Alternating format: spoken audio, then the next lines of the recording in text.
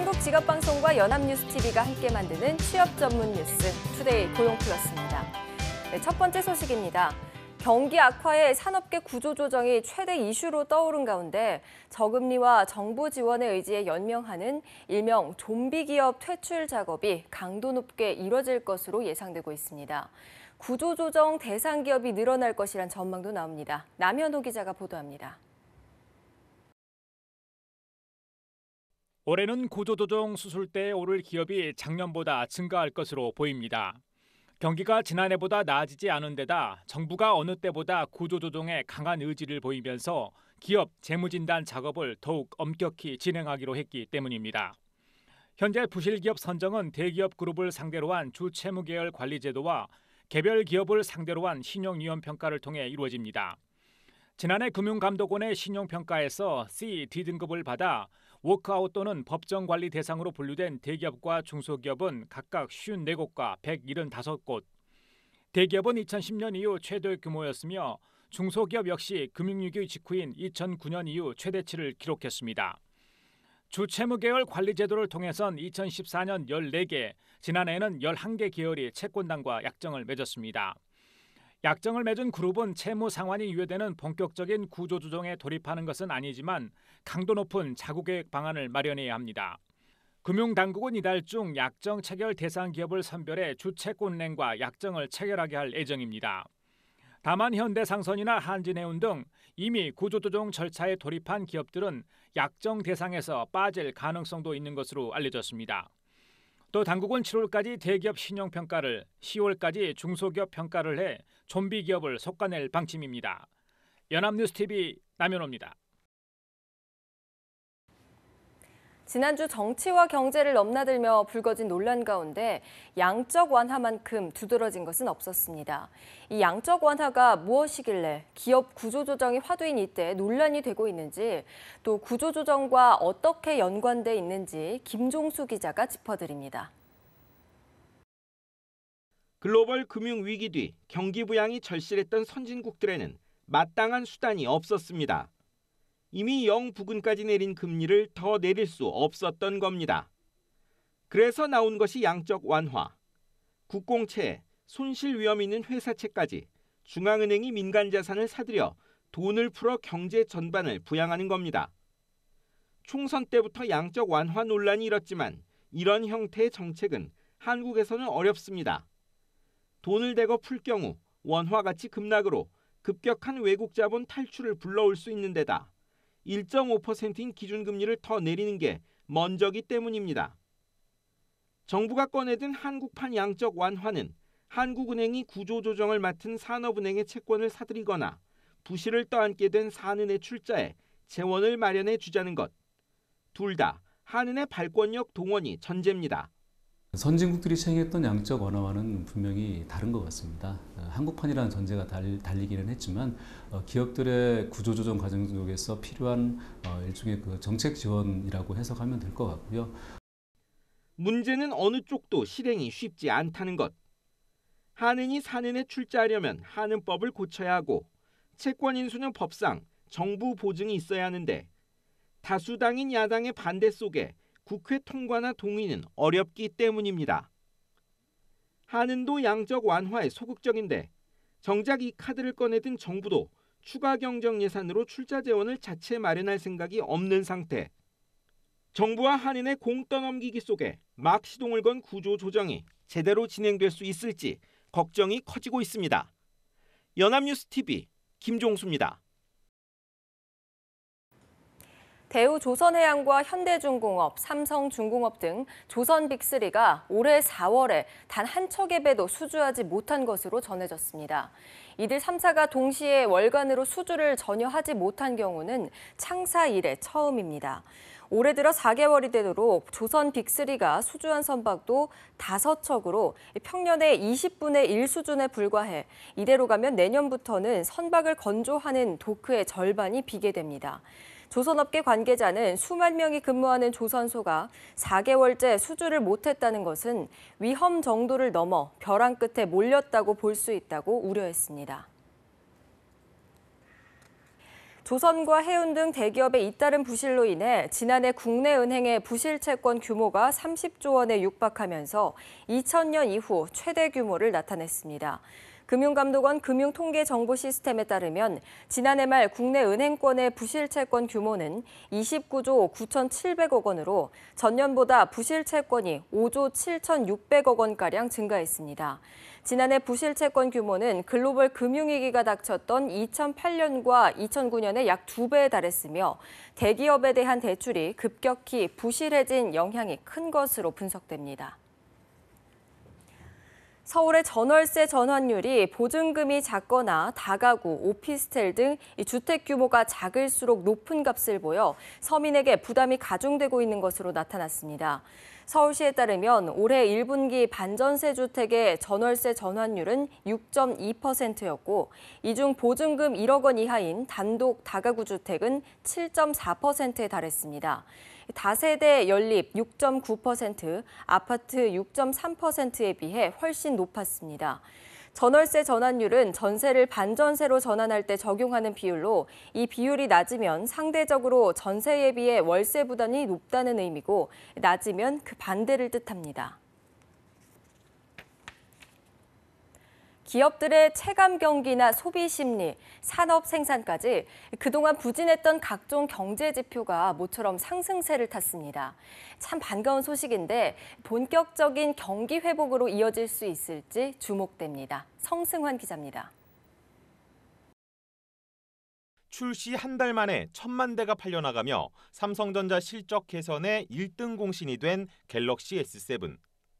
신제품 G5를 선보인 LG전자 역시 소비자들의 지갑을 공략해 2분기 실적 반등을 기대하고 있습니다. 여기에 정부가 개별 소비세를 다시 한번 내리면서 지난달 자동차 판매는 한 달 전보다 18.2% 늘었습니다.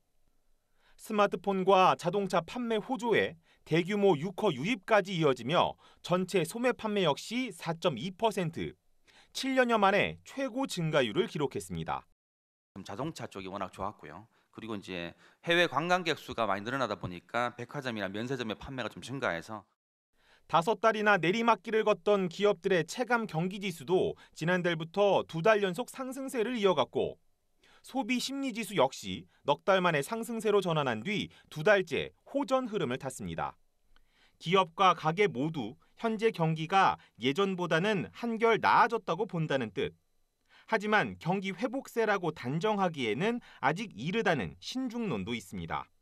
정부의 경기 부양책을 통해서 일시적으로 경제 지표들이 회복세를 보이는 것으로 나타나는 것처럼 보이지만 이것이 구조적으로 혹은 장기적으로 경기가 개선세로 전환됐다고 판단하기는 좀 이른 감이 있다고. 악재만 보이던 우리 경제에 긍정적 신호가 나타나고 있는 것은 분명합니다. 다만 이런 신호들이 본격적인 경기 회복세로 이어지려면 경제 주체가 더 많은 노력을 기울여야 할 것으로 보입니다. 연합뉴스TV 성소환입니다. 작년 공공기관 직원 평균 연봉이 가장 높은 것은 한국예탁결제원으로 나타났습니다. 공공기관 경영정보 시스템 알리오에 따르면 지난해 예탁결제원 직원의 평균 연봉은 1억 491만 원으로 부설기관을 제외한 321개 공공기관 중 가장 많았습니다. 2위는 1억 469만 원을 기록한 한국투자공사였고 한국과학기술원, 한국원자력연구원, 한국전자통신연구원 등이 그 뒤를 이었습니다. 공공기관 전체의 작년 직원 평균 연봉은 6,484만 원으로 2014년보다 2.1% 올랐습니다. 지난해 공공기관 신규 채용이 8% 가까이 늘었으며 신입사원 절반 이상은 지역 인재인 것으로 나타났습니다.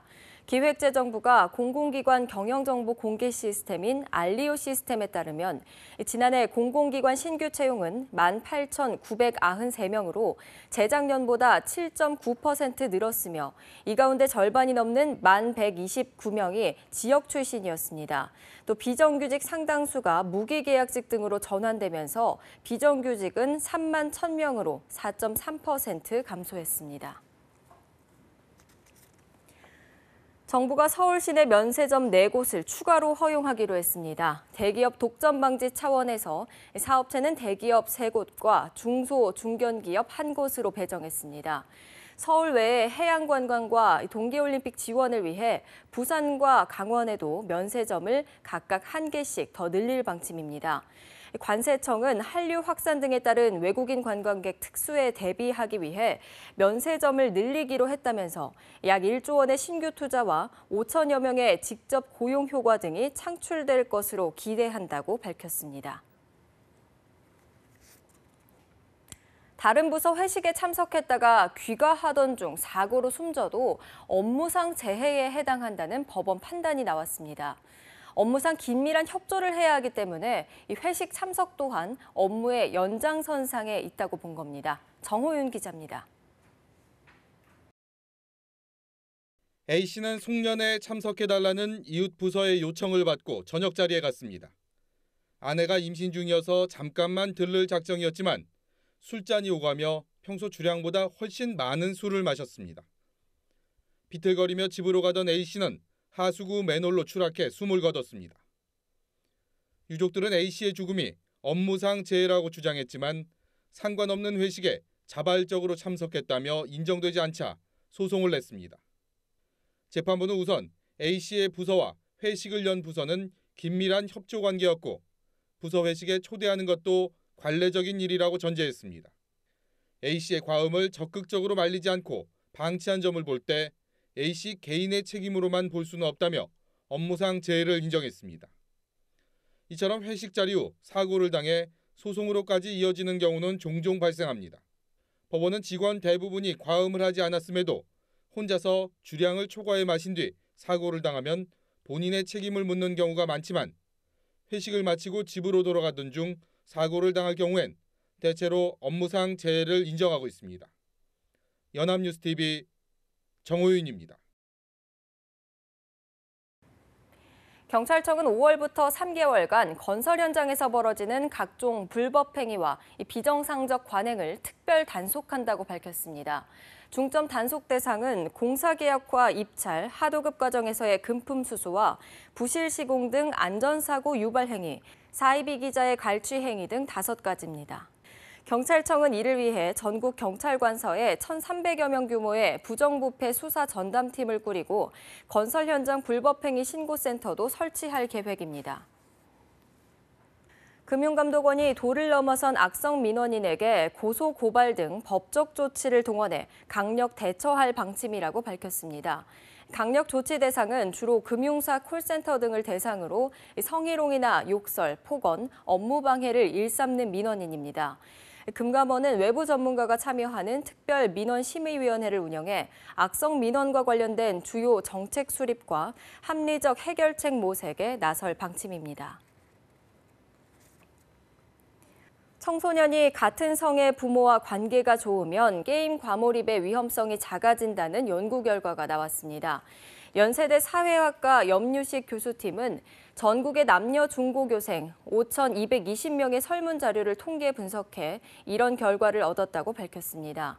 분석 결과에 따르면 남학생은 게임 시간이 길어질수록 출석과 숙제 등 학교의 성실한 정도가 떨어졌는데 아버지와의 관계 점수가 좋으면 이 성실도 하락 추세가 덜했습니다. 반면에 여학생은 어머니와의 사이가 중요했는데 게임 중독이 심할 때에도 영향력이 컸습니다. 귀농귀촌의 알짜 정보를 소개한 2016 미래창조 귀농귀촌 박람회가 사흘간의 일정을 마무리하고 지난 1일 폐막했습니다. 약 3만 명이나 되는 예비 귀농인들이 몰려 유익한 정보를 얻어갔다고 합니다. 팽재용 기자의 보도입니다. 연합뉴스와 농림축산식품부가 주최한 귀농귀촌 박람회가 성황리에 막을 내렸습니다. 관련 행사로는 역대 최다인 75개 지자체와 11개 기관 기업이 참여했고 178개의 부스에는 사흘간 약 3만 명이 방문했습니다. 초보 농부를 위한 첨단 기술과 각 지자체의 귀농귀촌 지원 정책 등이 소개됐고 선배 귀농인과의 대화와 같은 실질적인 정보의 장도 마련됐습니다. 자연과 함께하는 삶을 막연하게 꿈꿨던 사람들은 현실적인 조언을 통해 준비해야 할 일들을 하나씩 파악했습니다. 지역별로 이제 귀농 귀촌을 하신 분들한테 제공해주는 어떤 혜택이라든가 그다음에 할 수 있는 작물 어떤 것이 있는 것인지 그런 부분에 대해서 많이 홍보가 좋았습니다. 박람회 현장을 직접 둘러본 이동필 농림축산식품부 장관은 철저한 준비가 있어야 성공한 귀농을 할 수 있다며 체계적인 정보를 제공할 수 있는 시스템을 개발하겠다고 밝혔습니다. 귀농 귀촌에 관한 기초 통계 이런 것부터 좀 확실하게 좀 정비를 해가지고 거기에 맞춰서 맞춤형 지원 정책 이런 것들을 실시하도록 그렇게 할 계획입니다. 정부는 이와 함께 스타 귀농인 육성, 맞춤형 지원 정책 등을 통해 귀농 귀촌인의 성공을 꾸준히 뒷받침하겠다고 설명했습니다. 연합뉴스TV 팽재용입니다.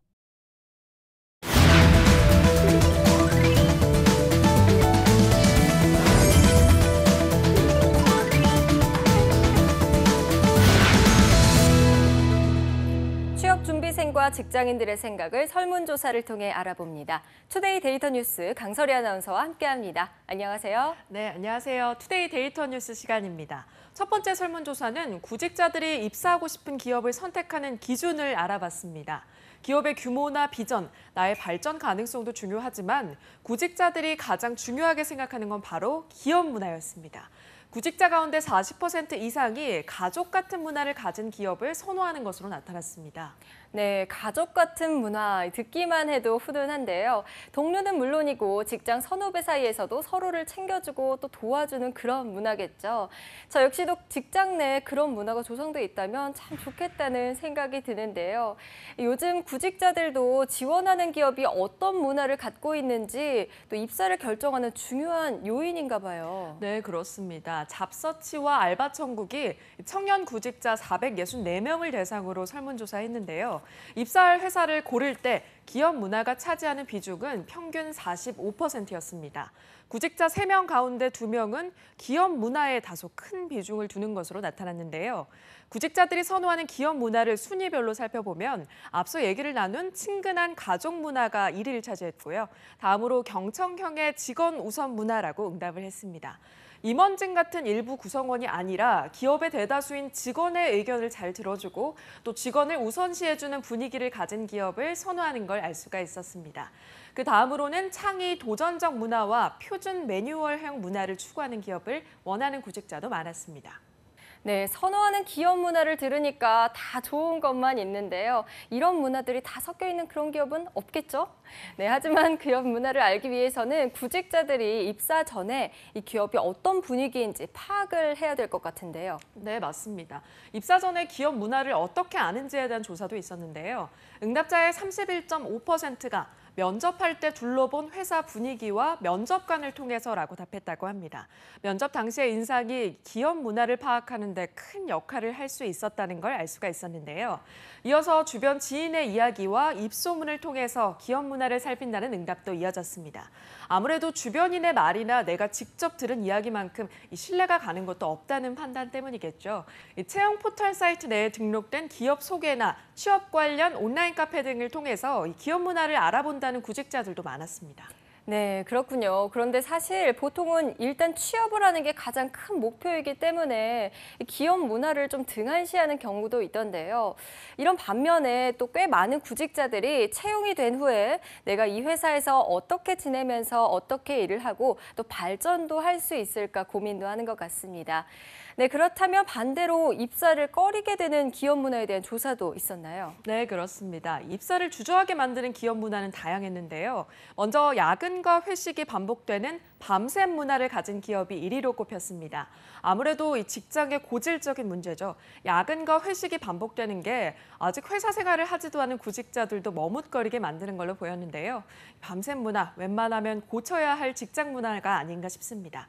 이어서 위계 질서가 엄격한 군대식 문화와 대표자 중심의 독재 정권 문화 역시 구직자들에게는 망설이게 되는 기업 문화였습니다. 또 선호하는 기업 문화 1위였던 가족 같은 문화의 반대인 사무실이 적막한 독서실 같은 기업 문화가 싫다는 응답자도 있었습니다. 또 체계가 잡히지 않은 무정부 기업 문화 역시 구직자들이 선호하는 기업 문화는 아니라는 점을 알 수가 있었습니다. 네, 이 직원들 간의 교류도 활발하고 업무 체계도 제대로 갖춰 있고 또 그 안에서 내가 기업과 함께 성장할 수 있는 그런 문화를 가진 기업을 선호하는 걸로 보이는데요. 현실성은 있을지 모르겠습니다. 네, 무엇보다 직원들의 생산성이나 업무 효율성을 높일 수 있고 또 사명감을 갖고 일할 수 있게 하는 기업 문화가 전반적으로 조성되길 바랍니다. 자, 이번에는 직장인들과 관련된 설문조사 준비하셨죠? 네, 5월이 시작됐습니다. 내일 모레가 어린이날이고요. 이어서 어버이날, 스승의 날 등이 줄줄이 기다리고 있죠. 5월은 가정의 달인 만큼 이 기념일이 참 많은데요. 혹시 박송희 아나운서는 어버이날 계획 세우셨나요? 네, 저는 뭐 카네이션 같은 꽃을 사드리기에는 너무 작은 것 같고 또 현금을 드리기에는 좀 성의가 없는 것 같아서 아무래도 이제 돈을 버는 사회인이다 보니까 작은 선물이나 식사 대접하지 않을까 싶습니다. 강설이 아나운서 어떠세요? 네, 저도 지금 식사를 대접해야 할지 현금으로 드려야 될지 고민을 하고 있는데요. 이 다가오는 5월, 이 직장인들에게는 반갑지만은 않은 달이기도 한가 봅니다. 가정의 달을 맞아서 이 취업 포털 잡코리아와 알바몬이 직장인과 대학생 3천여 명을 대상으로 5월의 주요 기념일 지출 계획에 대해서 조사를 했는데요. 설문 결과 직장인은 평균 39만 1,000원을, 대학생들은 평균 16만 6천 원을 지출할 것으로 확인이 됐습니다. 네, 거의 40만 원에 가까운 돈이 지출될 예정이라는 건데요. 월급을 받는 직장인들에게는 사실 좀 부담스러운 수준이지 않을까요? 네, 그렇습니다. 평소와 다르게 기념일이 몰려있는 5월의 지출 정말 부담스러운데요. 이번 설문조사에서 직장인과 대학생은 5월 기념일 가운데 가장 부담스러운 날로 응답자의 80%가 어버이날을 꼽았다고 합니다. 가장 지출이 큰 날 역시 어버이날로 선물과 외식에 직장인은 평균 20만 9천 원 정도, 대학생은 9만 4천 원 정도의 지출 계획을 세우고 있었습니다. 네, 그렇다면 가정의 달 기념일 지출인 만큼 결혼 여부에 따라서 나가는 비용도 달라질 것 같은데 어떤가요? 네, 맞습니다. 이러한 비용의 응답자의 결혼 여부에 따라서 큰 차이를 보였는데요. 미혼 응답자들은 어버이날 비용으로 평균 11만 9천 원이라고 얘기한 반면에 기혼 응답자들은 37만 7천 원을 예상했습니다. 3배가 넘는 금액 차이인데요. 아무래도 결혼을 하면 양가 부모님을 다 챙겨야 하는 만큼 평균적으로 더 많은 비용이 필요하게 되겠죠. 그리고 자녀가 있는 경우에는 어린이날에 지출하는 비용도 있기 때문에 지출이 더 클 것으로 예상이 됐습니다. 네, 이런 가운데 이번 금요일이 또 임시공휴일로 지정됐잖아요. 최대 나흘의 연휴를 즐기게 되는 분들도 계실 테고 또 발빠르게 여행 계획 세우신 분들도 있을 텐데요. 그렇게 되면 지출은 더 많아지겠죠? 네, 그렇습니다. 지난주에 6일이 임시공휴일로 확정이 됐죠. 어버이날과 어린이날을 포함해서 아예 가족여행을 떠나는 분도 많은데요.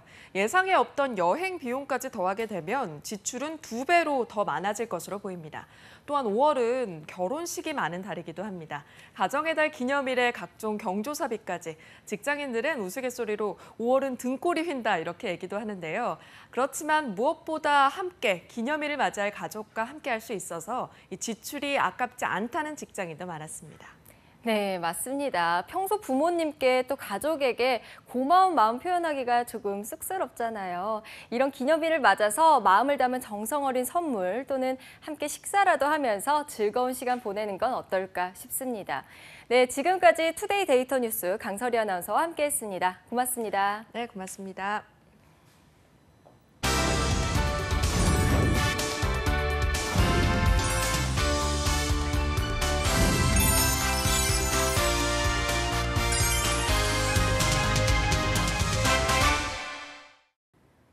투데이 고용 플러스 준비한 소식 여기까지입니다. 오늘도 함께해 주신 여러분 고맙습니다.